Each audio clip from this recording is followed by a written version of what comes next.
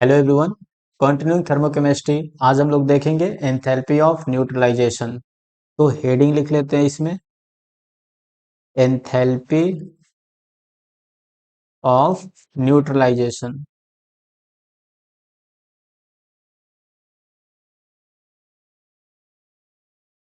इसका symbol use करेंगे delta H small N, या फिर डेल्टा एच न्यूट्रलाइजेशन, इसका सिंबल यूज कर सकते हैं। तो इसको डिफाइन कैसे किया गया है, देखो इसको लिख सकते हैं, it is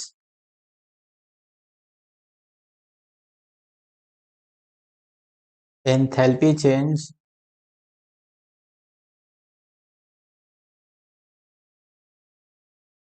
when 1 gram equivalent 1 gram equivalent of acid react with 1 gram equivalent of base. 1 gram equivalent of base to form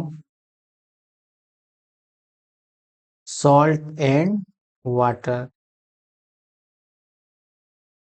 यहाँ पे जो टर्म है 1 ग्राम इक्वेलेंट, ए इंपॉर्टेंट है इसमें। 1 ग्राम इक्वेलेंट एसिड का होना चाहिए और 1 ग्राम इक्वेलेंट बेस का होना चाहिए। इसका यूनिट होगा इसका किलो जूल पर ग्राम इक्विवेलेंट, या फिर किलो कैलोरी पर ग्राम इक्विवेलेंट। और ये जो एंथैल्पी ऑफ न्यूट्रलाइजेशन है, मतलब न्यूट्रलाइजेशन का जो प्रोसेस है हमेशा कैसा होगा, एक्सोथर्मिक। हमेशा इससे हीट रिलीज ही होगा। इसमें कुछ पॉइंट हमें आना चाहिए, मोल कॉन्सेप्ट से रिलेटेड है।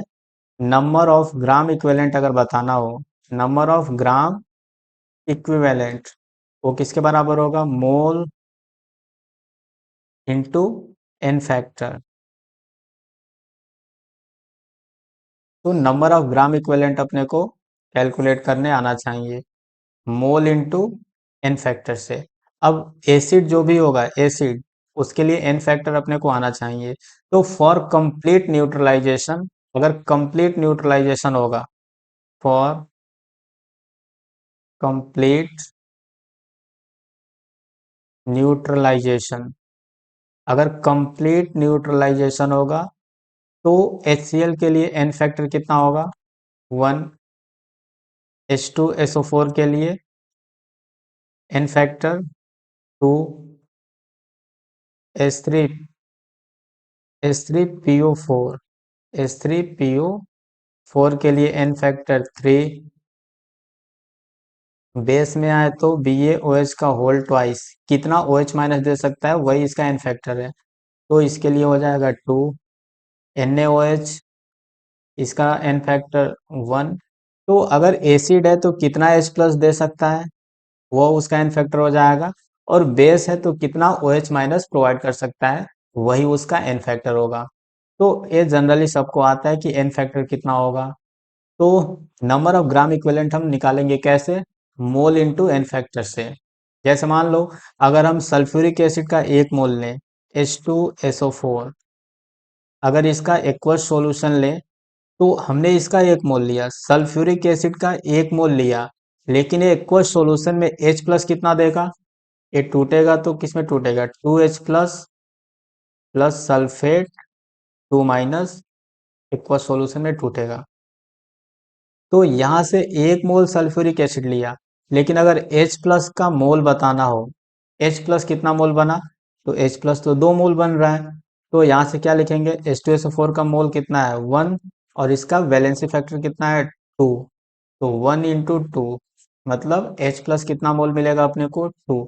ये सब बेसिक चीजें आना चाहिए, तब जाके ये वाला एंथैल्पी ऑफ न्यूट्रलाइजेशन समझ आएगा।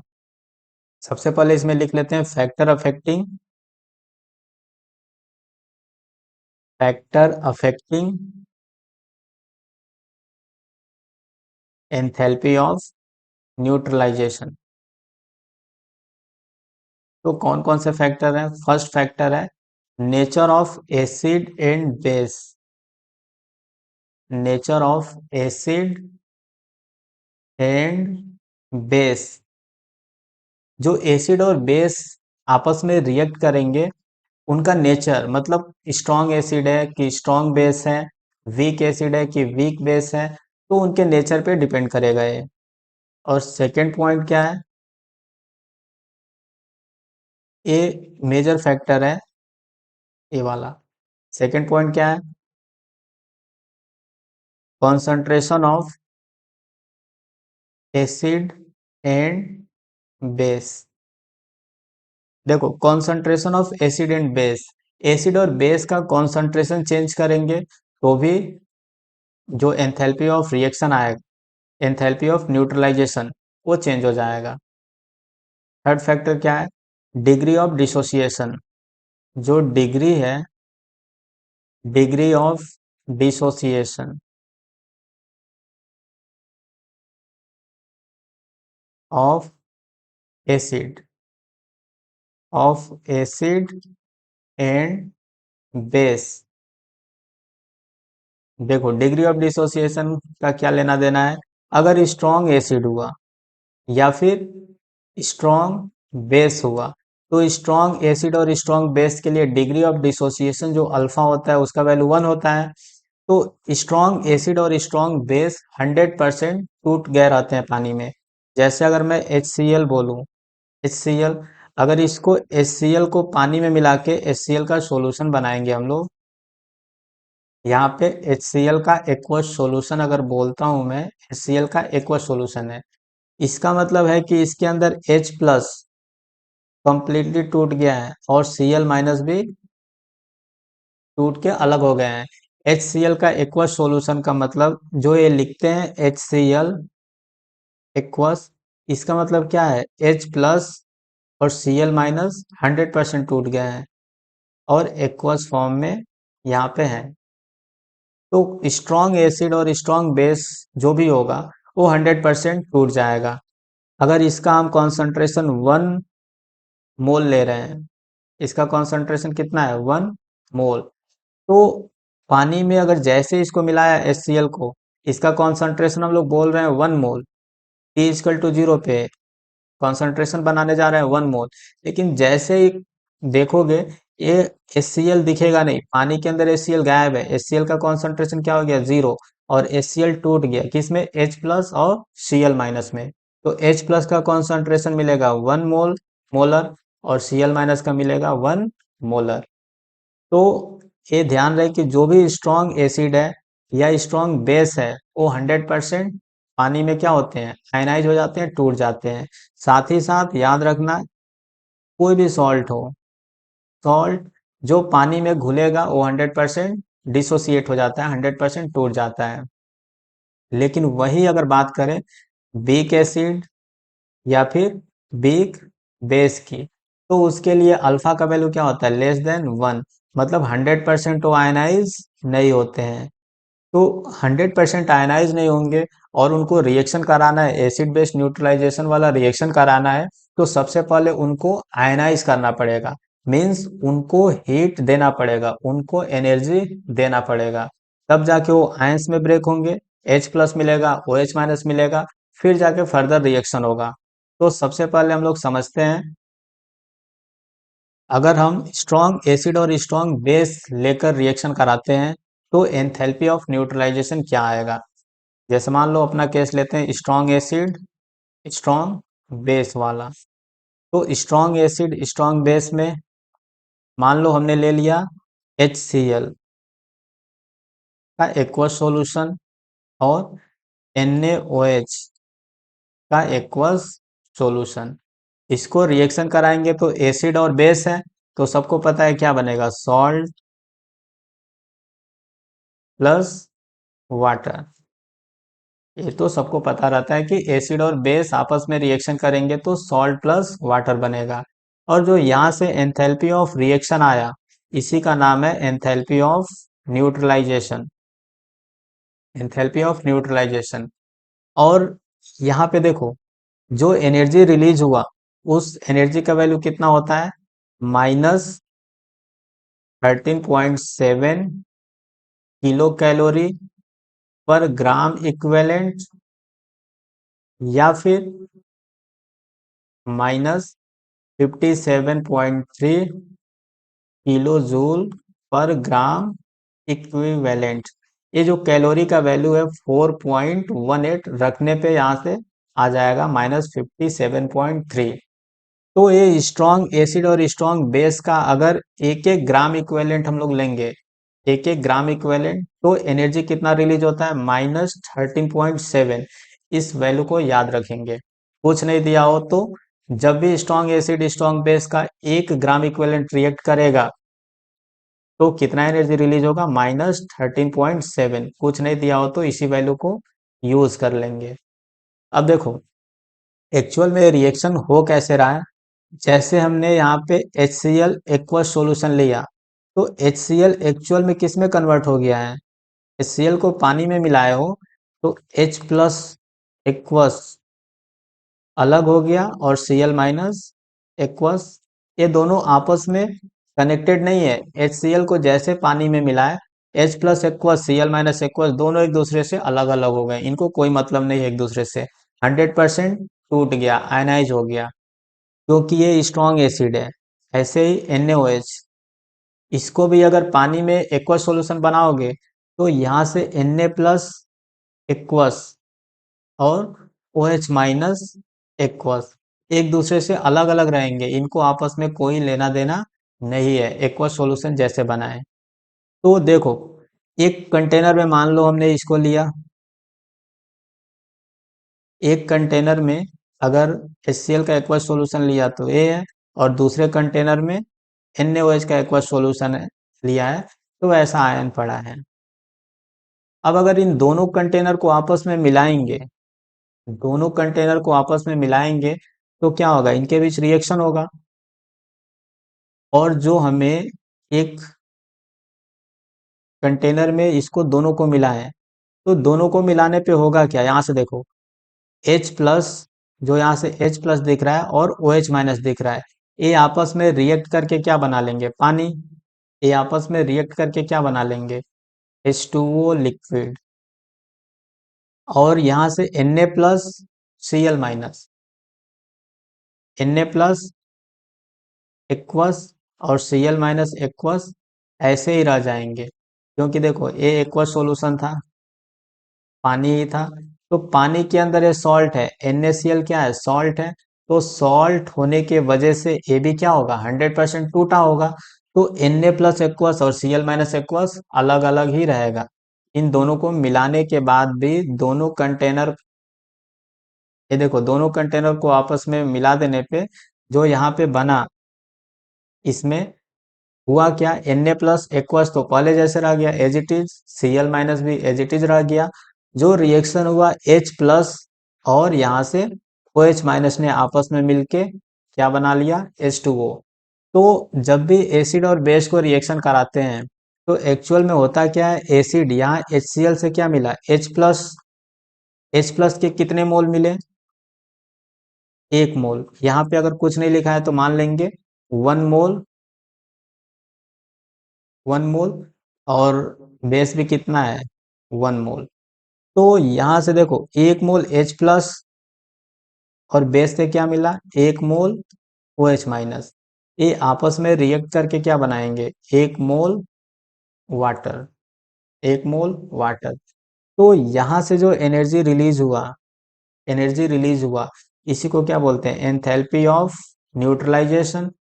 H प्लस OH माइनस जब भी हो, स्ट्रॉन्ग से आए हो या वीक से आए हो कोई मतलब नहीं है, H प्लस OH माइनस जब भी आपस में रिएक्ट करते हैं 1 मोल पानी बनाते हैं तो एनर्जी कितना रिलीज होता है, -13.7 किलो कैलोरी।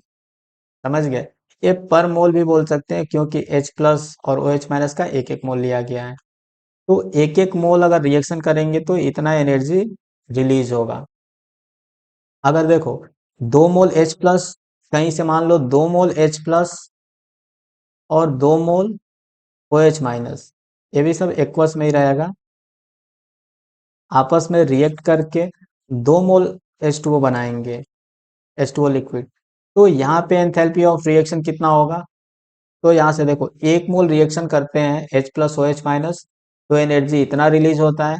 तो 2 मोल रिएक्शन करेंगे मीन्स रिएक्शन में हमने 2 से मल्टीप्लाई कर दिया। तो एंथैल्पी में देखो एबव रिएक्शन में क्या किया, 2 से मल्टीप्लाई किया, तो हमें ये रिएक्शन मिल गया, ए वाला रिएक्शन।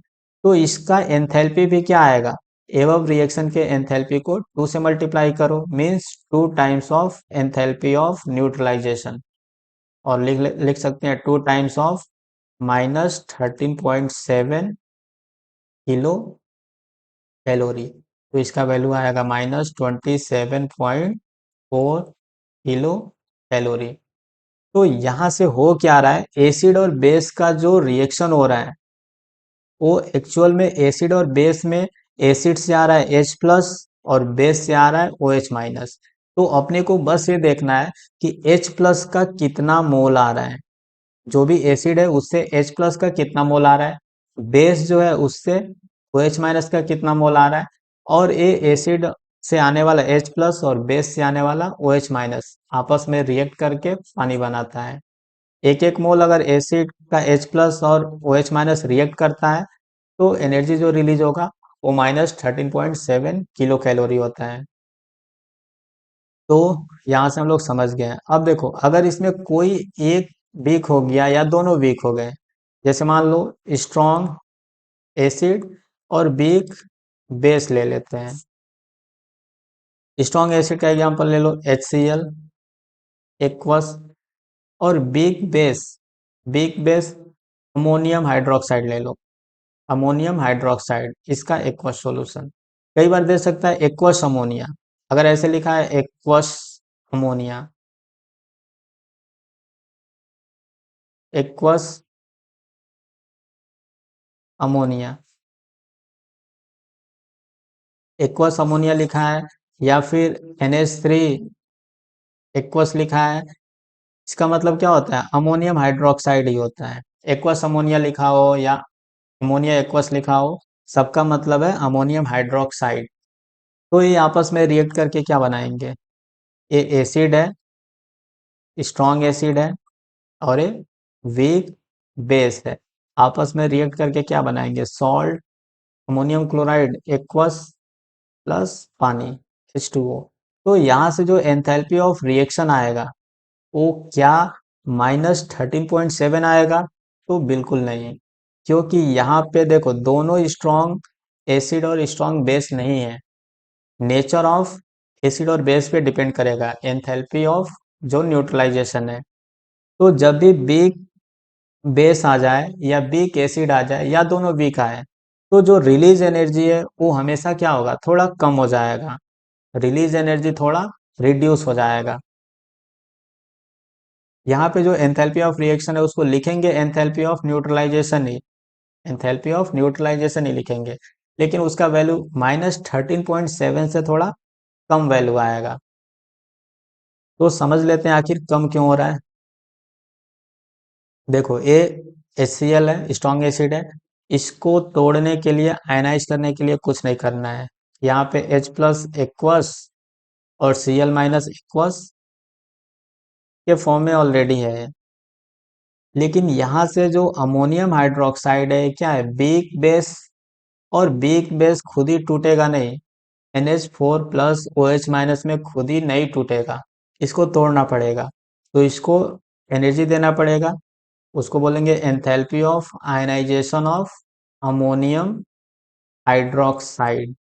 तो यहाँ पे देखो इसको एनर्जी देंगे, आयनाइजेशन एनर्जी देंगे, तो ये आयंस में टूटेगा, उसके बाद फिर जैसे आयंस में टूटेगा, एक्वस मीडियम है तो इसका हाइड्रेशन हो जाएगा, और OH- भी हाइड्रेट हो जाएगा। अब यहाँ से देखो, यहाँ से अब ये आयंस के फॉर्म में कन्वर्ट हो गए। अब NH4+ Cl- तो आपस में कोई रिएक्शन नहीं करेंगे, एक मोल H प्लस और एक मोल OH माइनस आपस में रिएक्ट करके क्या बनाएंगे, एक मोल H2O लिक्विड। और यहाँ से जो अमोनियम आयन है और Cl माइनस आयन है वो तो इसी फॉर्म में रह जाएगा, NH4 प्लस एक्वस और Cl माइनस एक्वस। ये वाला हमने पैरेलल रिएक्शन एक बनाया, एक्चुअल में इस फॉर्म में रहेगा। तो देखो HCl से इसमें कन्वर्ट करने के लिए कोई एनर्जी देना पड़ा क्या, नहीं, जीरो एनर्जी लगा। यहाँ अमोनियम हाइड्रोक्साइड को अमोनियम आयन में तोड़ने के लिए आयनाइजेशन एनर्जी दिए। NH4Cl एक्वस को इसमें तोड़ने के लिए कोई एनर्जी लगेगा क्या, बिल्कुल ही नहीं, क्योंकि सॉल्ट है, एक्वस सॉल्यूशन में खुद ही आयनाइज होगा। H2O लिक्विड जो है, अगर H2O लिक्विड को H2O लिक्विड में कन्वर्ट करना हो तो कोई एनर्जी देना पड़ेगा क्या, तो बिल्कुल ही नहीं, जीरो एनर्जी देना पड़ेगा। अब यहाँ पे एक बार हेयस लॉ लगा के देखते हैं। अपना ये इनिशियल स्टेट मान लो स्टेट वन, ये स्टेट वन है और ये स्टेट टू है। हेयस लॉ लगाएंगे तो इस पाथ के थ्रू एक बार आओ, इसको बोलेंगे पाथ वन। इस पाथ के थ्रू आएंगे तो HCl को आयनाइज करने में एनर्जी लगेगा जीरो। यहाँ से अमोनियम हाइड्रोक्साइड को आयनाइज करने के लिए एनर्जी लगा, enthalpy of ionization of ammonium hydroxide plus. अब देखो जब यहाँ H plus OH minus ion में टूट गया है तो यहाँ से एनर्जी जो रिलीज होगा वो कितना होगा, -13.7। तो -13.7 किलो कैलोरी एनर्जी रिलीज होगा। तो इस पाथ के थ्रू हम लोग लिख लिए। अब इस पाथ के थ्रू ये जो रिएक्शन हो रहा था इस पाथ के थ्रू एंथैल्पी चेंज लिखो, इस पाथ के थ्रू। तो एंथैल्पी चेंज क्या होगा, सबसे पहले एसिड और बेस मिलके सॉल्ट बना रहे हैं तो इसको क्या बोलेंगे, सॉल्ट प्लस वाटर बना रहे हैं तो इसको बोलेंगे एंथैल्पी ऑफ न्यूट्रलाइजेशन। इसको क्या लिख सकते हैं, enthalpy of neutralization plus ammonium hydroxide को तोड़ने के लिए कोई एनर्जी देना पड़ेगा क्या, नहीं, तो जीरो। H2O को लिक्विड से लिक्विड में ले जाने के लिए कितना एनर्जी देना होगा, जीरो। तो यहां से एंथैल्पी ऑफ न्यूट्रलाइजेशन क्या लिख सकते हैं, enthalpy of ionization of ammonium hydroxide -13.7। तो यहां से क्या मिला, 1 किलो कैलोरी में आएगा। देखो अमोनियम हाइड्रोक्साइड को आयनाइज करना है मतलब आयंस में तोड़ना है तो इसको हमेशा एनर्जी देना पड़ेगा, मीन्स एक ऐसा प्रोसेस है एंडोथर्मिक। एंडोथर्मिक तो इसका वैल्यू हमेशा पॉजिटिव में होगा, कुछ ना कुछ पॉजिटिव वैल्यू होगा। लेट इसका वैल्यू कितना है, 1 किलो कैलोरी। तो अगर 1 किलो कैलोरी रखेंगे तो एंथैल्पी ऑफ न्यूट्रलाइजेशन कितना आएगा, एंथैल्पी ऑफ न्यूट्रलाइजेशन फिर कितना आएगा, 1 रखेंगे जैसे ही तो -12.7 किलो कैलोरी आया। तो यहां से देखो अगर अमोनियम हाइड्रोक्साइड भी स्ट्रांग होता तो इसको तोड़ने में एनर्जी तो खर्च नहीं करना पड़ता, तो अपना एनर्जी कितना रिलीज होता, 13.7 एनर्जी रिलीज होता। लेकिन अमोनियम हाइड्रोक्साइड क्या है, वीक, वीक है, इसलिए इसको तोड़ने में हमें कुछ एनर्जी देना पड़ेगा। और कितना देना पड़ा, 1 किलो कैलोरी, मान लिए हैं कि 1 किलो कैलोरी देना पड़ा। तो रिलीज एनर्जी 1 से घट गया, अब रिलीज एनर्जी कितना होगा, 12.7। तो देखो स्ट्रॉन्ग एसिड और स्ट्रॉन्ग बेस रिएक्ट करते हैं तो एनर्जी कितना रिलीज होता है, -13.7। रिलीज एनर्जी कितना होगा, रिलीज एनर्जी बोलेंगे तो रिलीज एनर्जी कितना होगा, +13.7 किलो कैलोरी। अगर रिलीज एनर्जी घट गया तो जितने से घटा वो एनर्जी कहाँ पे जा रहा है, वीक एसिड या वीक बेस जो भी होगा उसको आयनाइज करने में खर्च हो रहा है। तो रिलीज एनर्जी जितना होना चाहिए अगर उससे कम एनर्जी रिलीज हो रहा है तो बचा हुआ एनर्जी कहाँ पे जा रहा है, तो जो भी वीक एसिड हो या वीक बेस हो उसको आयनाइज करने में खर्च होता है। इसमें बोल रहा है enthalpy of neutralization of H3PO3 acid is -106.68 kilojule per mole using NaOH. If enthalpy of neutralization of HCl by NaOH is minus 55.84 kilojoule per mole, calculate enthalpy of ionization of H3PO4। तो यहाँ से देखो enthalpy of neutralization of HCl by NaOH दिया है, ये वाला value. तो यहाँ से क्या दिया है, स्ट्रॉन्ग एसिड स्ट्रॉन्ग बेस का अगर हम न्यूट्रलाइजेशन कराते हैं पर मोल एसिड है, पर मोल बेस है, मतलब एक मोल H प्लस और एक मोल OH माइनस आपस में रिएक्ट करते हैं तो कितना एनर्जी रिलीज होगा, एक मोल H प्लस एक मोल OH माइनस रिएक्ट करेंगे तो एक मोल वाटर बनेगा और कितना एनर्जी रिलीज होगा, क्वेश्चन में दे दिया है कि 55.84 किलो जूल पर मोल एनर्जी रिलीज हो रहा है। और हमें बताना है enthalpy of neutralization of H3PO4 acid using NaOH। तो इसका फॉर्मूला लिख लेते हैं, H3PO3 प्लस NaOH के साथ न्यूट्रलाइजेशन कराना है, समझे। और कंप्लीट न्यूट्रलाइजेशन इसका कराएंगे तो H3PO2 कितना मोल H प्लस देगा, अगर इसका एक मोल हम लेते हैं, इसका H3PO3 का 1 मोल लेते हैं तो इससे कितना मोल H प्लस मिलेगा, मोल ऑफ H प्लस 2। और NaOH कुछ नहीं बोला है तो ये तो एक्सेस में होगा, इससे हम न्यूट्रलाइजेशन कराएंगे तो ये तो एक्सेस में होगा, कुछ नहीं दिया है, इसका यूज करके न्यूट्रलाइजेशन कराना है, मीन्स NaOH एक्सेस में है।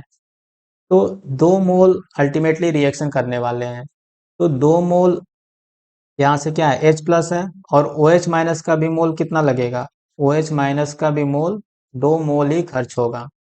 तो 2 मोल H प्लस 2 मोल OH माइनस रिएक्ट करेगा तो एनर्जी कितना रिलीज होना चाहिए था, रिलीज एनर्जी जो है, रिलीज एनर्जी 2 टाइम्स ऑफ, ये देखो 2 टाइम्स ऑफ 55.84 होना चाहिए। यहाँ से देखो एक मोल अगर रिएक्शन करेगा तो 55.84 एनर्जी रिलीज होगा, तो 2 मोल अगर रिएक्शन करेगा तो 2 times of this energy release होना चाहिए। तो इसका वैल्यू कितना आएगा, 4, यहाँ पे मल्टीप्लाई करने पे आएगा 86.1 और 1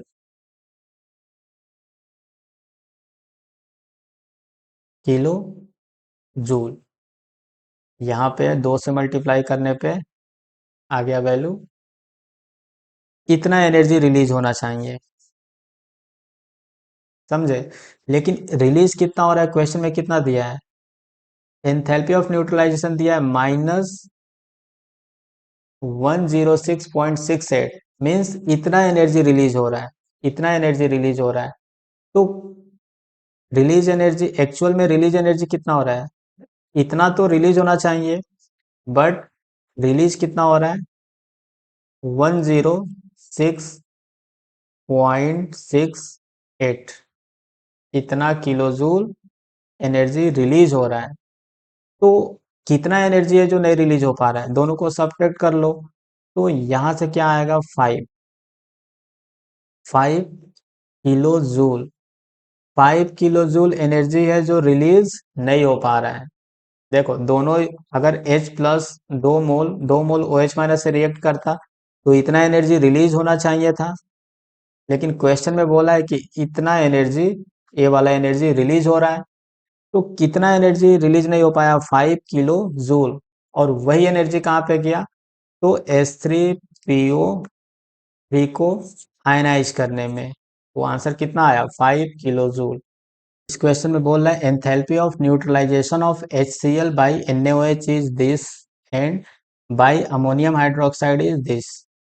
the enthalpy of neutralization of ammonium hydroxide is, तो स्टार्टिंग में HCl का NaOH से न्यूट्रलाइजेशन दिया है, HCl प्लस NaOH, दोनों का एक्वस सॉल्यूशन है, तो यहाँ से क्या बनेगा, NaCl एक्वस और H2O लिक्विड।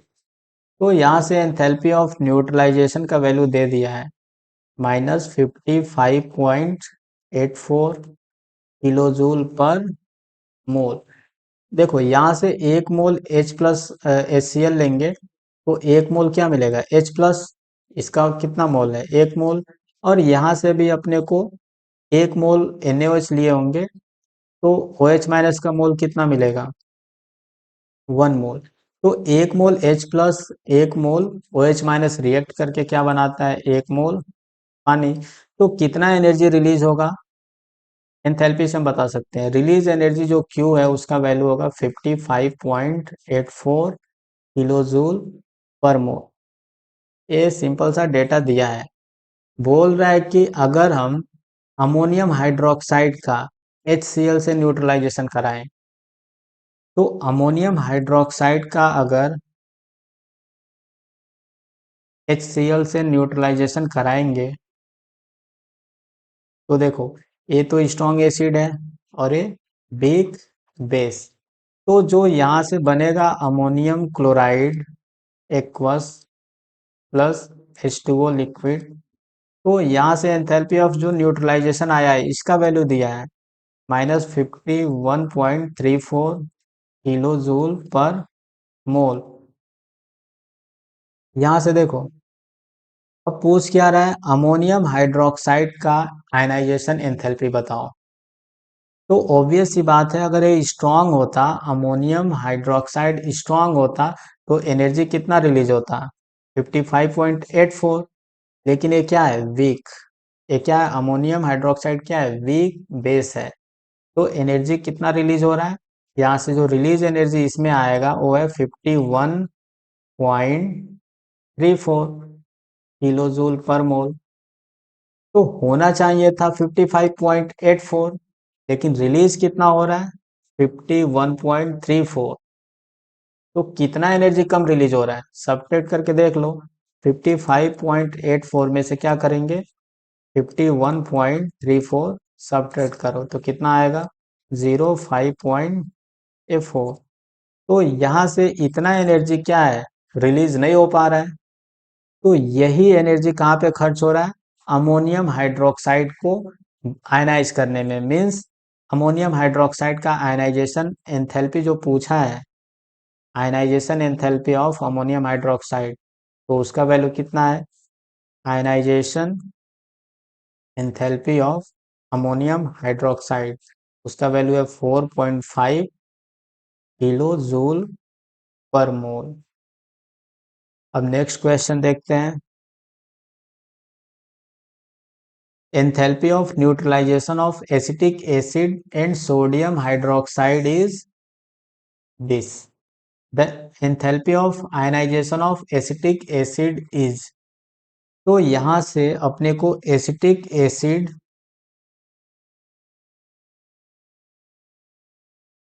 और सोडियम हाइड्रोक्साइड का एंथैल्पी एंथैल्पी ऑफ न्यूट्रलाइजेशन दिया है। मतलब 1 ग्राम इक्विवेलेंट इसका लिया है और 1 ही ग्राम इक्विवेलेंट NaOH का लिया है। तो यहाँ से क्या बनेगा, सोडियम एसीटेट एक्वस प्लस 1 मोल H2O लिक्विड बनेगा। तो इसका एंथैल्पी ऑफ न्यूट्रलाइजेशन दिया है -55.4 किलो जूल पर मोल। तो यहाँ से देखो, ये पता है एसिटिक एसिड क्या है, वीक एसिड, और ये तो स्ट्रॉन्ग बेस है। तो यहाँ से अपने को कुछ नहीं बोला है कि स्ट्रॉन्ग एसिड और स्ट्रॉन्ग बेस जब रिएक्ट करते हैं तो कितना एनर्जी रिलीज होता है। तो अपने को स्टैंडर्ड डेटा जो पता है उसको यूज करना है। अगर स्ट्रॉन्ग एसिड स्ट्रॉन्ग बेस होता तो कितना एनर्जी रिलीज होता, 57.3 किलो जूल पर मोल ऑफ H प्लस और पर मोल OH माइनस। अगर स्ट्रॉन्ग एसिड स्ट्रॉन्ग बेस रहते हैं तो 57.3 एनर्जी, 57.3 किलो जूल पर मोल एनर्जी रिलीज होता। लेकिन यहाँ पे एक वीक है जिसके वजह से कितना एनर्जी रिलीज हो रहा है, रिलीज एनर्जी जो है 55.4 है किलो जूल पर मोल। तो कितना एनर्जी रिलीज नहीं हो पा रहा है, सब्ट्रैक्ट करो इसको, 9 और यहाँ से 1, तो 1.9 किलो जूल पर मोल एनर्जी रिलीज नहीं हो पा रहा है। होना चाहिए था 57.3 किलो जूल एनर्जी रिलीज, लेकिन हो रहा है कितना, 55.4। तो 1.9 एनर्जी कहाँ पे गया, ये लॉस थोड़ी ना हुआ है, ये एनर्जी एसिटिक एसिड को आयनाइज करने में खर्च हो गया है। तो एसिटिक एसिड का आयनाइजेशन एंथैल्पी का वैल्यू कितना आएगा, 1.9। नेक्स्ट क्वेश्चन है जो है, बोल रहा है enthalpy of neutralization of weak acid in 1 molar solution with strong base is -56.1 kilojule per mole if enthalpy of ionization of weak acid is, जो weak acid का enthalpy of ionization है वो दे दिया है 1.5 kilojule per mole and enthalpy of neutralization of strong acid with strong base is -57.3 kilojule per equivalent. What is percentage ionization of weak acid in molar solution? Assume acid to be monobasic. Acid को कैसे assume करना है, monobasic, मतलब एक ही H plus दे सकता है। तो यहाँ से देखो, enthalpy of neutralization of weak acid with strong base, weak acid मान लो स्ट्रॉन्ग बेस NaOH के साथ रिएक्शन कराएंगे, तो यहाँ से जो एंथैल्पी ऑफ न्यूट्रलाइजेशन है इसका वैल्यू दिया है -56.1 किलोजूल पर मोल, और यहाँ से क्या बनेगा, सॉल्ट प्लस वाटर, तो Na प्लस A माइनस और H2O, ये लिक्विड, ये एक्वस, और ये सब क्या होंगे, एक्वस फॉर्म में होंगे। फिर क्वेश्चन में बोल रहा है कि जो वीक एसिड है उसको आयनाइज करने में, इसको आयनाइज करने में कितना एनर्जी देना पड़ता है, 1.5 किलो जूल पर मोल एनर्जी इसको देना पड़ता है आयनाइज करने के लिए।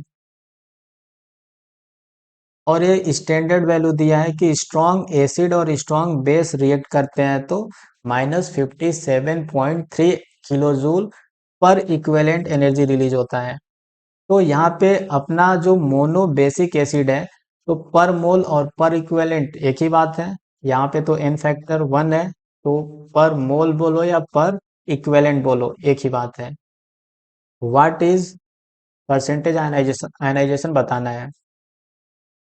तो अपने को देखो, यहाँ से यहाँ से क्या करेंगे, एनर्जी इतना रिलीज हो रहा है, समझे, और